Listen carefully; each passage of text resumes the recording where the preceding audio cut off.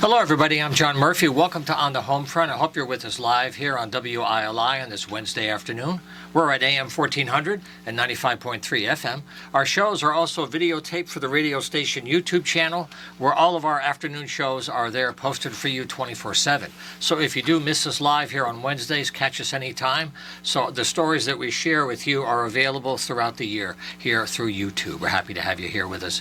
And today we're going to have a busy show with 3 segments. Later on, we're going to look at the Ashford Arts Guild with Richard White. And then we have people coming from the Putnam Arts Council. We have David Sullivan, who is a board member, talking about lots of activity in the arts community up in the Quiet Corner in the Northeast. But today we're going to begin with theater at the Arts Center East. Is the Dionysus Theater Company. They're celebrating their 10th year now, and we have 2 people involved in the current production of Private Wars, which is coming up very soon. It's a Vietnam kind of era play, and we're going to talk about the play itself and the theater and their role in the theater. So we're very happy to have our guest today. First we have Phil Dodek. He's the director of the play today. He's been with the theater company now for 7 years. So good to have you aboard, Phil. Oh, thank you. Thank you for having us. This is great. This is fantastic. Glad to be here. I'm glad we connected through Liz. That was a great meeting. Yes, absolutely. And also we have one of the founding members, Gabby Mendelson. So welcome to the studio, Gabby. It's nice to have you here. Thank you. It's great to be here. Yeah. So I'd like to talk more about the magic of theater 10 years ago. But let's talk about what's coming up now, because Private Wars is coming up April 28th through May 13th. You can go to the website artscentereast.org and get all the information. So it's all there for you. It opens soon. That's why we're getting them here now. So kind of give us a preview of your hopes for the play and what people will experience. Yeah, absolutely. This, as we were speaking about earlier, this is a passion piece for me as a director, something I'm very familiar with this play. I've been associated with it on a number of other occasions outside of this, and this is the first time I'm directing it. So very excited about that. But it is it's a dark comedy, and it's about 3 Vietnam vets, if you will, that come back, and they quite aren't ready to go back into society. So they're in a VA hospital.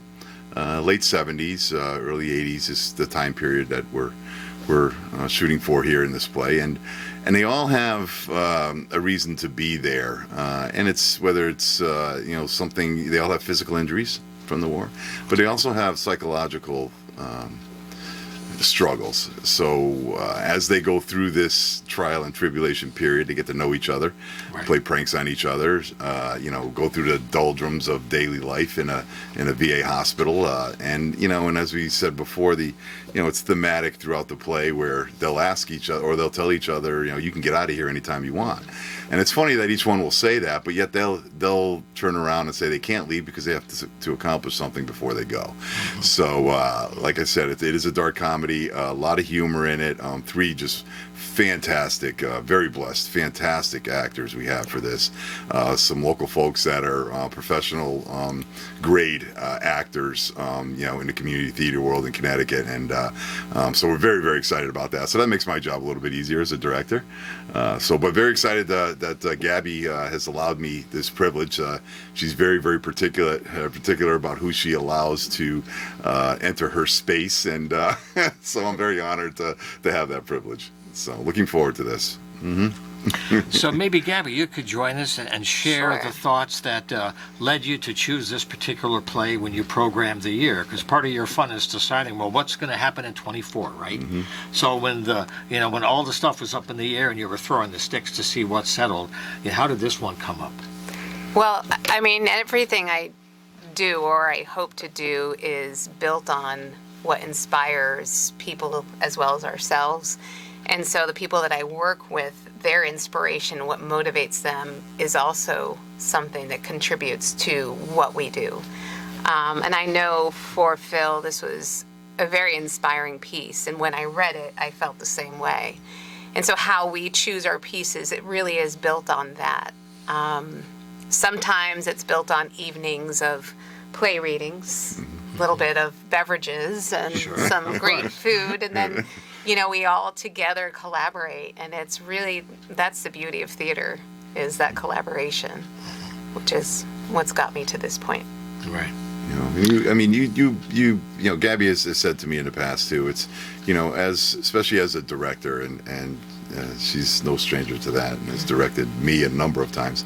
But you really have to feel and understand and have the passion for what you're doing, whether it is as an actor or as a director. And this is a prime example of that. Is it has to touch you some way, and really you want to make a difference with it. So I mean, that's where I'm at with it. And like I said, Gabby recognized that in me, and it's allowed me to do this. But and all the pieces that she's done over the course of the theater company are exactly the same. Every single one of them.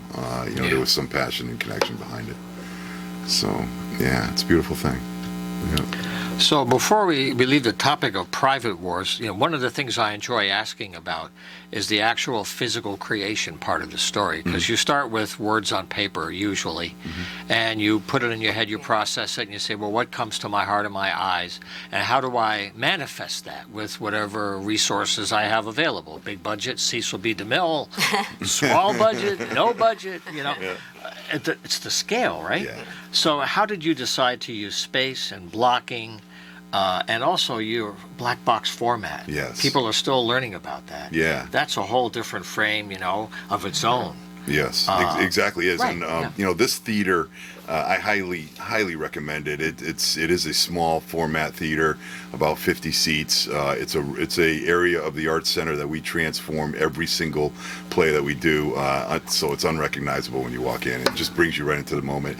And this piece here, it was critical for me as a director to make sure that I had the audience who's going to be there at this play is involved in what's happening. So we've created a space where you're going to feel like you're in the room. You're going to feel like you're in the day room of the hospital, and that's very, very important.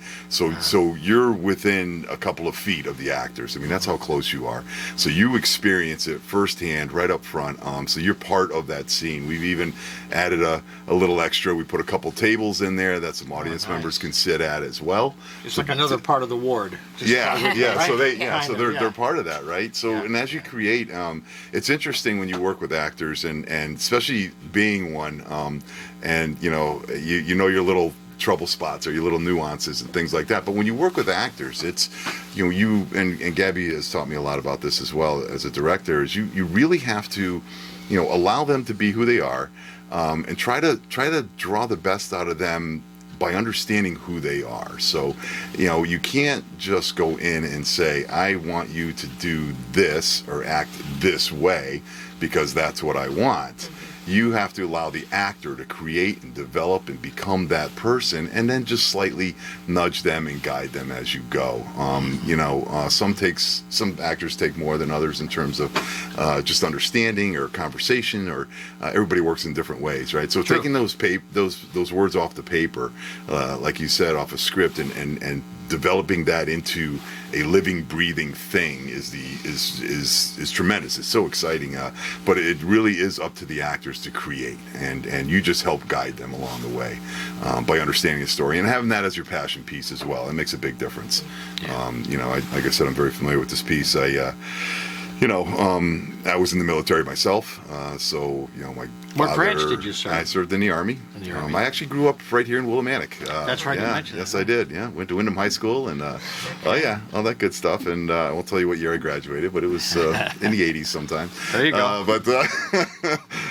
But we lived right here. My father did 33 years, and my grandfather was in for 28 years, all in the Army. Okay, So yeah. I grew up in the military. So that also helps in terms of being able to interpret the play for the actors who haven't been in the military, and give them. And I think that's what I brought to this play with them, is giving them the experience of somebody who's in the military, so they could work with that as they create their characters. Right. So that was very important as well. So. And pretty cool something stuff. else that Phil brought up that was important was that we were talking about the whole idea of Vietnam stories as an era that is very much alive today. It's not nostalgia. It's not watching old episodes of MASH, even though they're great, that kind of a thing. But it's the space of Vietnam is when the audience members were in the draft. Yes. Some people you knew were going abroad. They weren't all going to come home. That was real stuff. Now it's a whole different reality in terms of volunteer service and everything else with the military. Yeah. But if you're injured and you're brought home, there you are in the same ward. Yes. and then it doesn't matter. Here you are in that space in the black box. So, seeing the story today is really powerful because it is a connection to history, and it always repeats itself, unfortunately, but it's a connection to today. I'm sure you felt it when you're rehearsing it and trying to figure out how to present it. Yes. Did you have any musical aspects of the period? How did you use sound?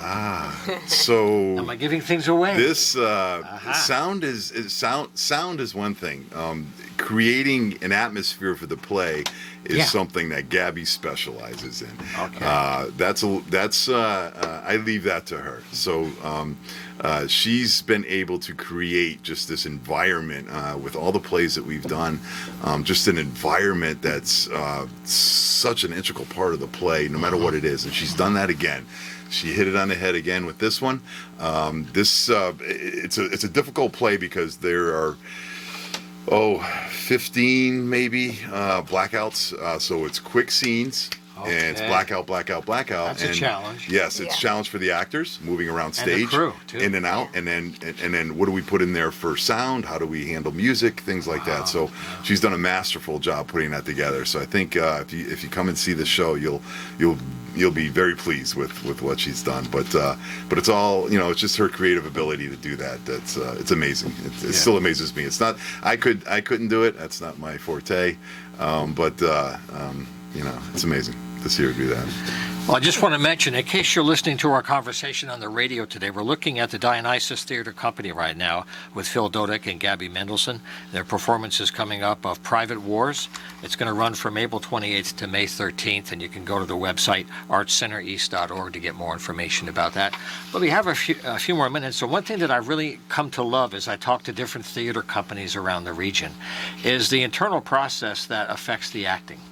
And the story is another skin. So I wondered, since you've been acting for many years, 25 years, just the craft of acting, and now recently, directing, doing film work, you're doing storytelling in different frames. Can you talk about how they all weave together and how that affects your work in theater when people are with you and not watching maybe through a screen? Yeah. Theater and film, boy, they're different. Yeah. They're very, very different. Theater is there, and it's working with people around you, like you said, and working with your audience. And I find over time, and Gabby has been acting longer than I have. I think her career has been amazing as well. But I find that experiences through life really help you create those characters. So it's what you believe in, it's what you experience. It's just day-to-day living. And I always try to think about that when, as an actor too, is, how do you incorporate, this character into a day-to-day living? Like, what is this person doing on a day-to-day basis? And what do you do on a day-to-day basis? And just incorporate that together. And it works. It really does. So some roles are more challenging than others. Of course. Gabby has challenged me in one particular play that we won't mention, but it was a challenge. Every layer of the process. It is. Right? It's amazing. And I don't know, Gabby, maybe you could talk a little bit about your directing and your acting as well. I want to follow up with, you're talking about storytelling, and we talk about people. We as human beings invest in our stories, whether it's our own and it's others, and that is the thing that can cut through any division. Like, if you know someone, then you're less likely to be divisive. And for me, and working with Phil and working with these wonderful people, everyone has their story, and it's getting them through their story and the story within the play that makes it this magical process. But it's also the audience's story, because without the audience, there's no story.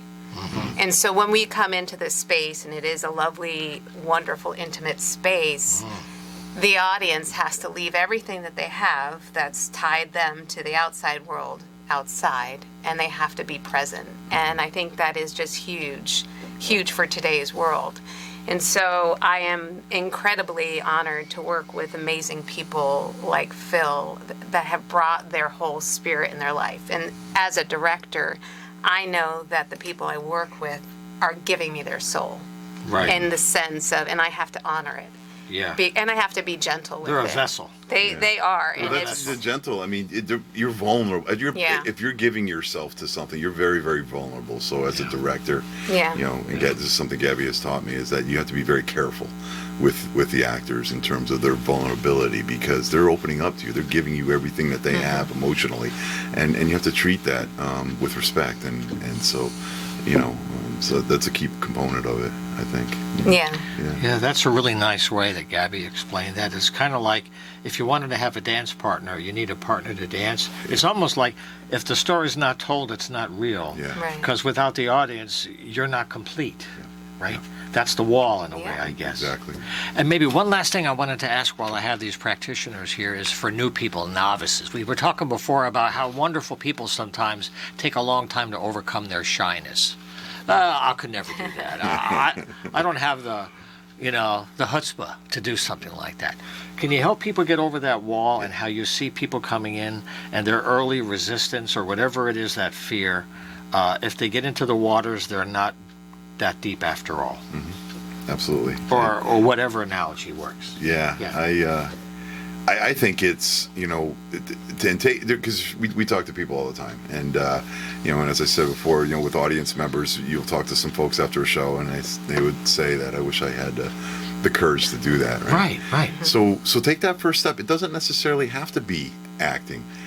Take that first step and be part of a theater group backstage. Help out with props. Right. Crew. Help out with setting up the stage. Help out with stage managing, and get familiar with your environment, because once you become familiar with that environment, it makes it a lot easier, right? Sure. And then work with people who have a passion like we have in theater, and align yourself with those type of folks. But I'd say go for it.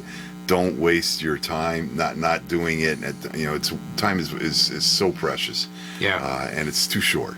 And so just put yourself out there, and work with people you trust. And I think, and in most theaters in Connecticut, I've been in the community theater world for a long time in Connecticut, and I am, I'm continually amazed at the quality of people, the family that we've built. Everybody knows everybody some way or another, or knows somebody who knows somebody. So it's a community, a great environment to be in. It's not like being in a film out in Hollywood where it's cutthroat and everybody, this is real. This is real people doing real things and in a caring fashion. So. And usually when you make a film, they're finished. But if you're in the community, it's like, what's next? Yep. All the time. I do want to add one thing, and I Yes. think this is pivotal in anything. The only way I got to having this be my 10th year is by not thinking about the 10th year. And what I mean is, there's always going to be stops, but your first step is literally, okay, I'm going to audition for this. I don't care what happens. I'm just going to walk through the door, Right. and then I'll see what the next step is after that. And so, I did Hamlet, and I didn't think about all the stops. I didn't think about the space, meaning the limitations.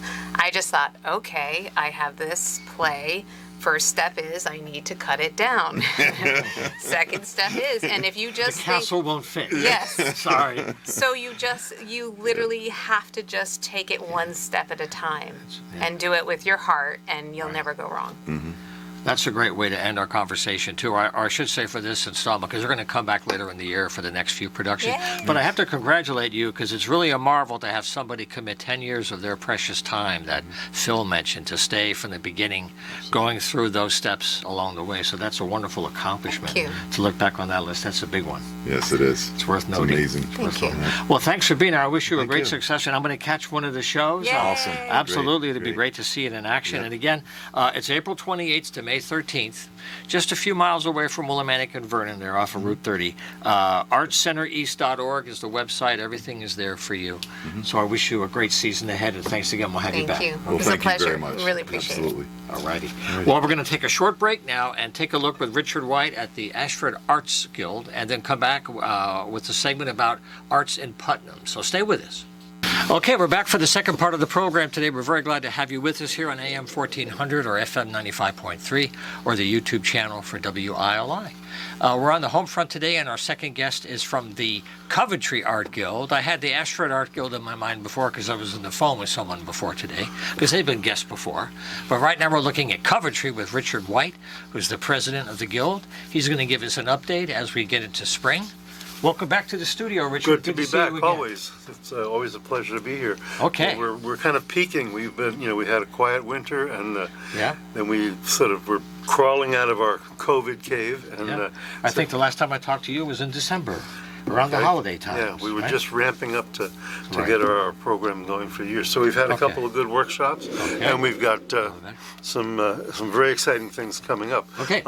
Beginning tomorrow, Friday night, we're featuring this writer's talk by Mary Romney Schaub, who is an Afro-Caribbean in the Nazi era, as she describes herself.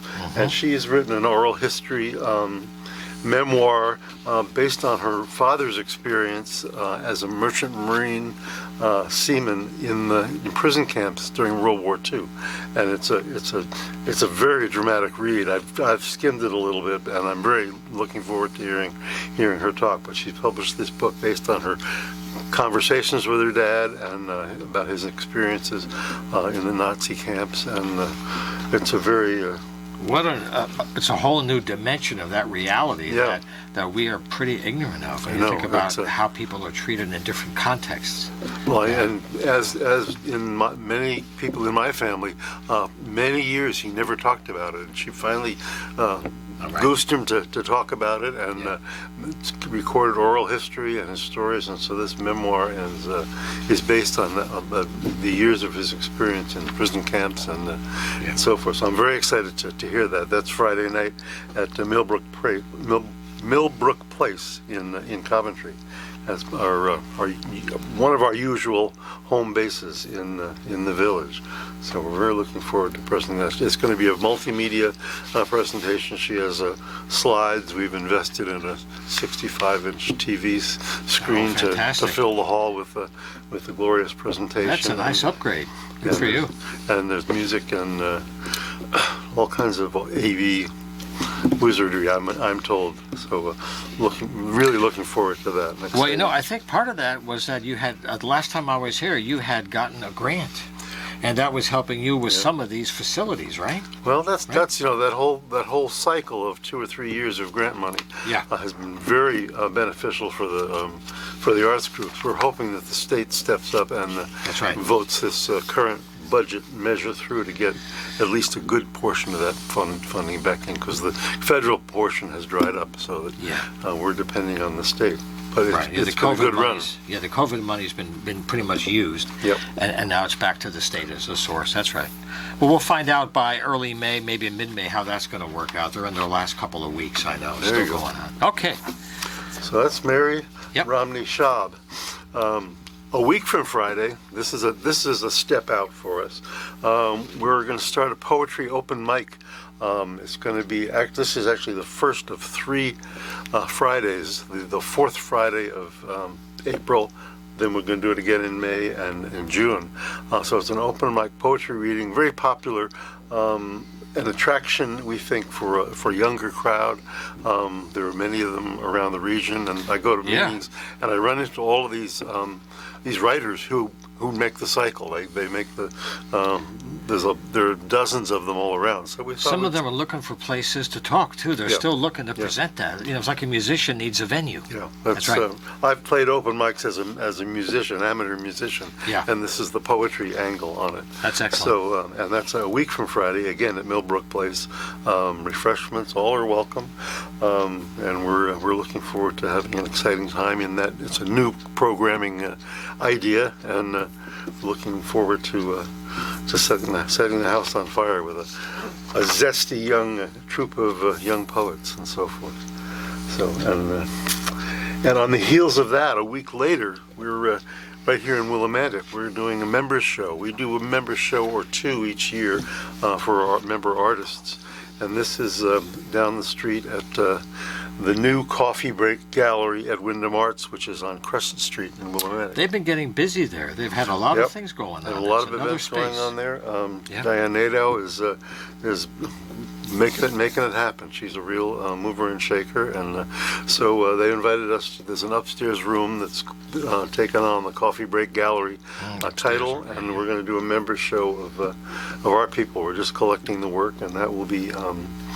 That'll be for the most of the month of May, and they're open weekdays. Weekdays are their hours, 9 to 5, Monday through Friday, and May 2nd through the 29th are the days of the weekdays of the show. So we'll get by and see that. You know, it's really great that they're able to have the staffing to have it, like every day, all day. So Well, it really helps people to drop in on That's their own. the thing, because That's unusual. they have their operation going there, Right. so they can babysit the gallery on the next floor. That's really good. There's other venues that are they don't have staff, they don't have a day-to-day operation. That's right. So when they have a gallery, they have occasional opening. Mm-hmm. So we're excited to do that, and we're excited that our members are really stepping up. We're a volunteer organization, and Right. I'm so pleased with my team. They have stepped up, and they're putting it all together, and they're excited about it. So it looking like a good year. And then down the road, we're deep into planning for our second annual after two years being dark. It's actually our sixth Arts on Main event in September. So if any of our listeners are arts and craft vendors. On Monday, go to our website at coventryartsguild.org, Right. and we'll have a vendors sign-up list. We have room for about 12 or 13 vendors in a parking lot on Main Street, and we've done that every year with the Arts on Main, and lots of interesting arts and crafts and all kinds of things coming up in September. But that's the planning for that has been going on for a couple months now. Oh, it sure does. So we're plowing into that. So it's lots of things happening at the Guild. We're really excited to be back in the mix. It's been a tough COVID years, and we're still Yeah. edgy, but we're going. Everybody's still in recovery, and they're all moving forward at different rates. We had musicians on, some of the venues are coming back. Same thing. Yeah. And the last thing, this is a good example of how the arts combine with working with your local economy together. There's a real synergy. Several years ago, they did a whole major reconstruction of Main Street, Coventry, going down the hill where 275, going into town. That was a real bottleneck. It was kind of curvy, sharp curves.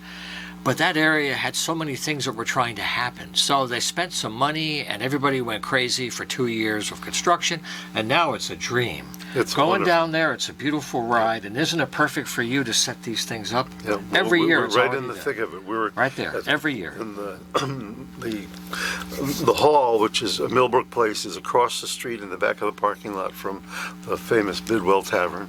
Yeah, I was trying to locate that just so I know. It's from the Bidwell. It's up north or It's across the street from the Bidwell Tavern. Okay. In the back of a parking lot. It's okay. No one's being paid. Promise. No one's being paid. So It's a location. Everybody knows where Bidwell Tavern You're is. damn right. So and for good reason. Right. So about the membership, how is the membership holding up in terms of their own art? It's come back. New people coming in. What's it like for you as a group? Well, I think we have about 38 or 40 now. 50 was where we peaked before we went dark. So we're getting back, and we're very eager to build our following with writers. We have this writers circle that we've sort of gotten together, and we're meeting with them. Some of them have signed up as members. We're not hammering people to be members and sign on the dotted line. Sure. It's very reasonable. We're working with everybody, and as you say, we have a lot of good connections with the town. Parks and Rec is our town partner in the planning office.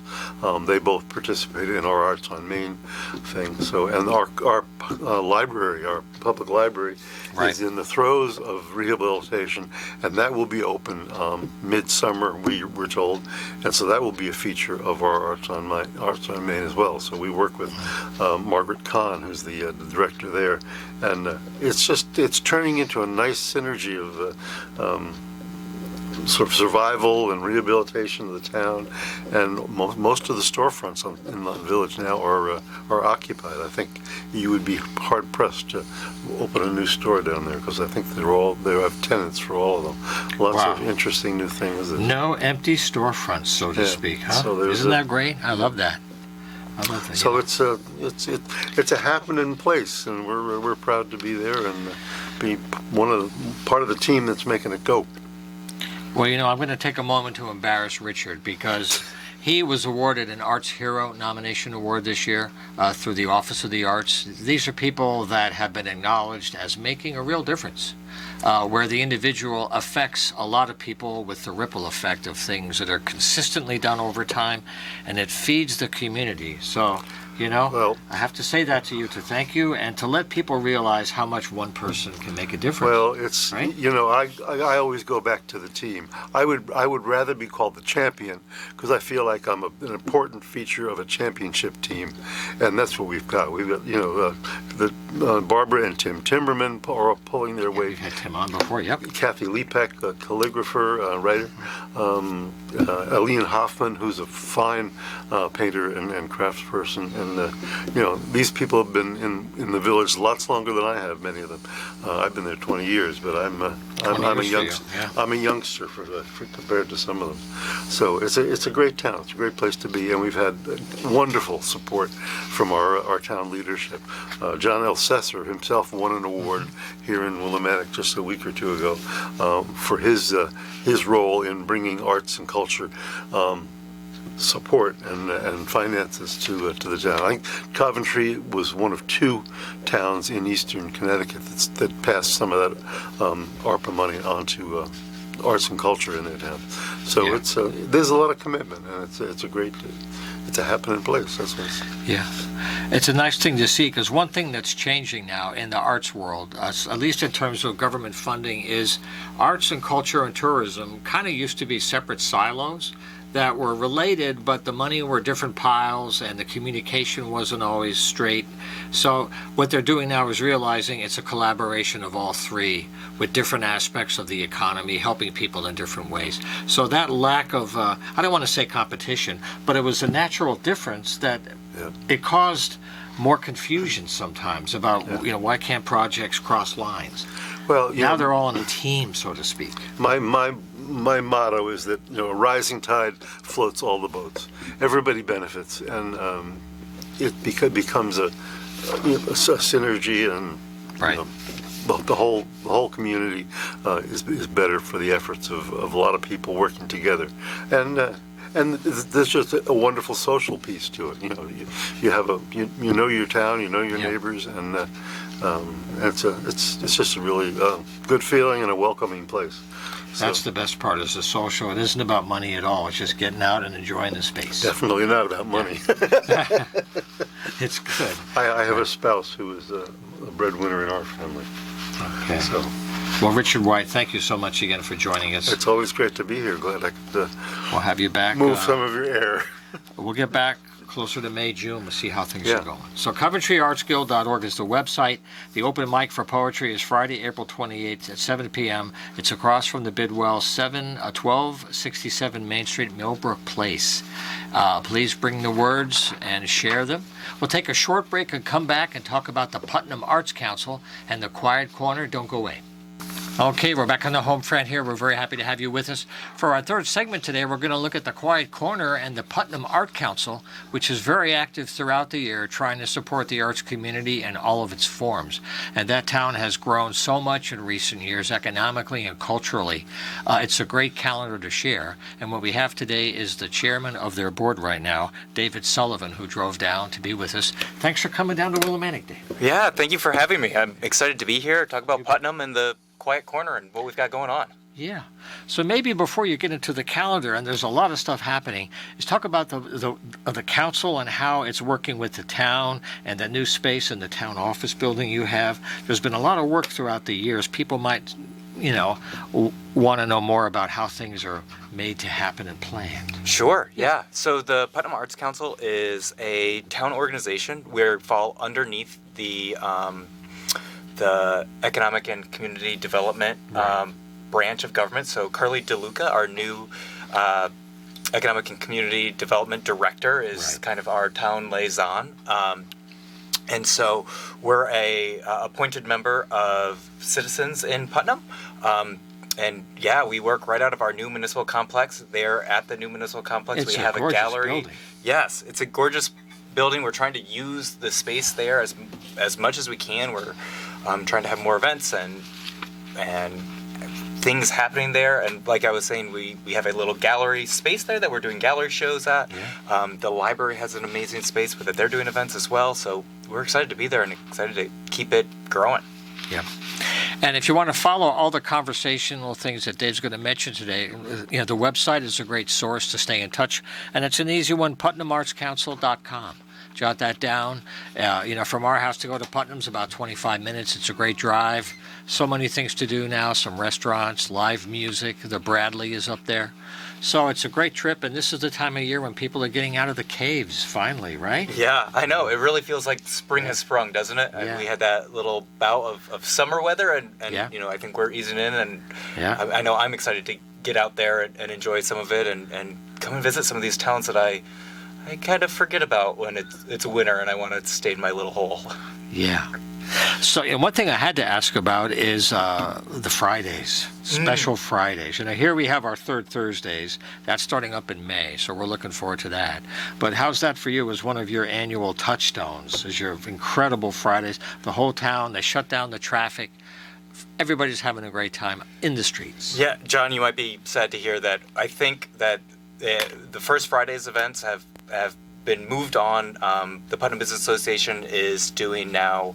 I think they're doing the second Saturday of every month. Okay. To do some different events coming Okay. up there. But they were a great event for a long time. They and were. It was really, really awesome to shut down the street and have a bunch of different vendors and musicians and all that. But Putnam has decided to go in a little bit of a different direction. Yeah. I think Friday nights are going to are busy in town anyway. So That's they're absolutely going true.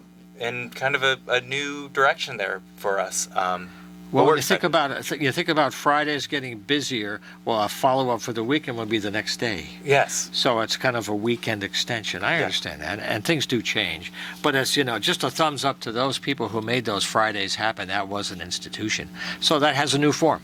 And we'll talk about that more, too. As that program grows, we'll have you back. Sure. As they, figure out other Saturdays. Yeah, and what we're most excited about coming up here is that the Arts Council we're putting on our first Fine Arts and Crafts Festival. So it's our first year doing it. It's going to be a juried art show, so we're accepting applications now for our artists to apply online. They can apply on our website. Great. Which is PutnamCTArtsCouncil.com. All the information's there. It's going to be a 2-day show, June 17th and 18th, which is Father's Day weekend, right on the town green of our municipal complex. So in addition to our brand new, beautiful municipal complex, we've got this great green where it's going to be the first event that we're going to host there on the green. We had a Easter egg hunt planned, but it got rained out, so that went inside. So now we get to say that we're the first ever event outdoors at the new municipal complex. But we're really, really excited for it. We're hoping to bring in a lot of local vendors, a lot of local artists, and then really grow that too. And so we're really doing our last push for our call to artists. We're going to close that call April 30th. Right. But right now, that is open. Like I said, you can find all the other information on our website, PutnamCTArtsCouncil.com. We also, for maybe young and new artists, we just are putting out an emerging artist application for those that have been making and selling work for less than 3 years, to give them kind of a new opportunity to start selling their work. So if you're an established artist and you want to apply online, go to our website. And the application fee is $10, and then if you get accepted, it's a $100 booth fee.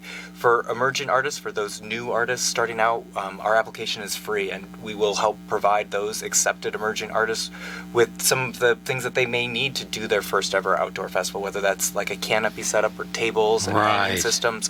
So we're going to be there trying to really help those emerging artists as well. That is sweet, because that fragile grassroots is where some interesting new things can happen if they have a shot, That's it. That's really cool that you you're know, we enabling all that. start out somewhere, and I remember my first show. I couldn't take a real booth. You know, a lot of these applications like ours that we ask for a booth setup to make sure that you have a nice looking booth, that Right. you have enough work to show it off.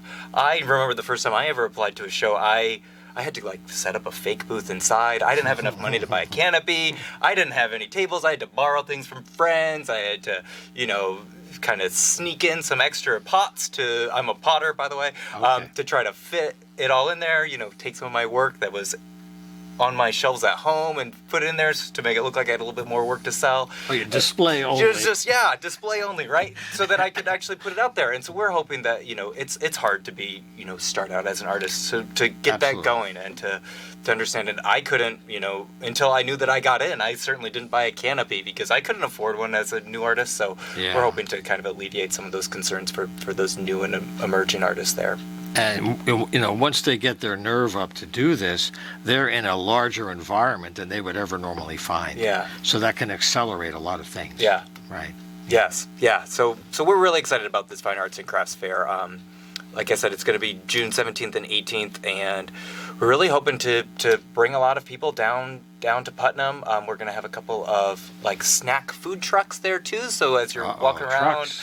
looking at some of that beautiful art and hopefully buying some, and supporting our local artists, that we've got some food to snack on. And then it's only a short little walk, or an even shorter little drive, right to downtown Putnam, where we've got our other galleries and shops and amazing restaurants there in town. And we've got some other events that are happening those same times there with Sawmill Pottery, the Pottery Studio there, Block 134 and Silver Circle Gallery, the Complex Performing Arts Studio, the Bradley, all just a short walk away from where we'll be doing our Fine Arts and Crafts Fair. What do you think overall, in terms of Eastern Connecticut, how the arts economy is doing? When you talk to your partners in other towns and other artists in other regions, how are the overall, you know, relations going for them? Floating the boat, you know, trying to Yeah. come back from a bad hit of COVID. Some are coming along earlier than others. But what's the vibe out there when you talk to people? Yeah, I think it's really interesting. You know, my job is I'm a studio manager of a pottery studio, and so what we have found is that although it's been pretty still slow on the selling of work these days, that a lot of people want to get out there and to try their hand at some art things, or to pick up new hobbies. So Of their own. of their own, yeah. And so we've never had so many students looking to take classes and that sort of thing. And I think that's also the case with a lot of other people in our world. You know, and it really depends on every individual person. Like you were saying, some are doing great and some are really struggling still. And there's that balance. You know, I think a lot of the performing arts and musicians and those sorts of individuals are having a harder time out by us still, because you know, they may not, you know, not as many people want to be in those crowded spaces still, but then Right. I That's think true. a lot of people want to get out there and, you know, after we were stuck inside for so long, try to really figure out what maybe would, if they ever got stuck again, what would make that a little bit more enjoyable, what kind of hobby they could be doing at home.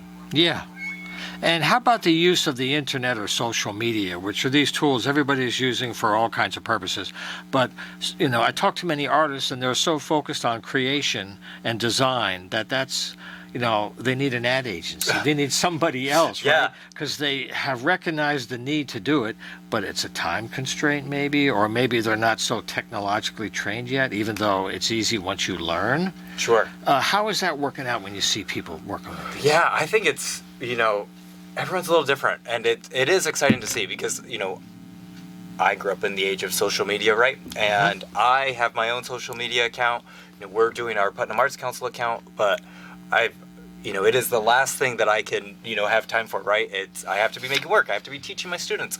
And it is definitely, it's hard to keep that organized, but the people that do it, it is amazing. I think that it would be wonderful for us to all have this ad agency that's doing it. But I know it's the first place that I go to look for upcoming events for the businesses in town and Right. artists. And it's fun to have that connection with an artist about like what they're doing daily, not necessarily only seeing their finished work, but seeing their process and really learn and grow from there. Not But- just the weekends, right? Right, exactly. But boy, would I love to have someone, you taking pictures for me and posting them online all the time because there's only so many hours in the day. Yeah. There's a whole lot of freelance work out there that's just floating that incrementally can add up for somebody. It's it's not a huge campaign that anybody could finance. But I know from talking to so many people over the years, there's a whole level of artistry out there that is floating, ready to go. Yeah. And if this little WD-40 could get in there, Right. boom, it would really kick. Yes. I feel that way. One last thing I wanted to ask you about, David Sullivan. Some people love the arts, and if they have money, they buy it and they really support it, or they go to events and they attend.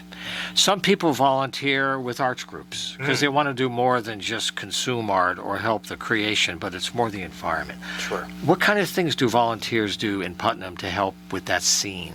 If they want to do more than just do an event, how can they make a difference? People might want to do something and they don't know what it might be. Yeah, I mean, I think, like you were saying, social media is a great way to do that, is to be out there and talking about your local artists, sharing that information about upcoming events and, just artists working in your area and supporting them that way, right? Like, that's something that's really easy that we can do. Volunteering at events, is a great way for people to come and help. We're going to need a slew of volunteers at our festival coming up in the spring. We're going to need to help people set up booths. We're going to need people to help do runners for the vendors that are want some lunch or Right. just set up and take down, that sort of thing. So that's a great way to be involved. Every artist that I know, every arts organization I know could always use some extra hands around, whether that's to set up and take down shows, to help paint gallery walls. If you go out there and reach out to these businesses or artists, I'm sure that they will be happy to give you some ideas, because every artist is different, right? Like, some people may need help just organizing their space, and some people may need help, setting up their studios or hanging the gallery and all those different things. That's right. But it all adds up. It's all good stuff. It does. Well, David Sullivan, I want to thank you for driving down today to come to the studio for the first time. We'll have you back during the year Okay. to keep the story, and perhaps next time we'll get Carly to talk more of the business side of this, because Yeah. these two things, arts, culture, tourism, they're all coming together these days. They are. And that's a good part of the story we'll try to do next time. Yeah, it's great. I like to say that art is, the best driver of a sustainable economy. If we want to keep those economies going and forever and ever, to put some arts in them. Yeah. And I want to thank you for correcting me, too. I gave the incorrect website before. It's Putnam CT Arts Council. So a little egg on my face there, okay? PutnamCTArtsCouncil.com. And so you get all the information, the schedules, where the galleries are. It's a good way to follow up. So I wish you a great season with good weather and great art. Thank you Okay? very much. You as well. Dan. Thank you. Yeah, thank you. Okay, so we're just about ready out of time. We'll see you next week for another edition of On the Home Front. Take care and keep the faith.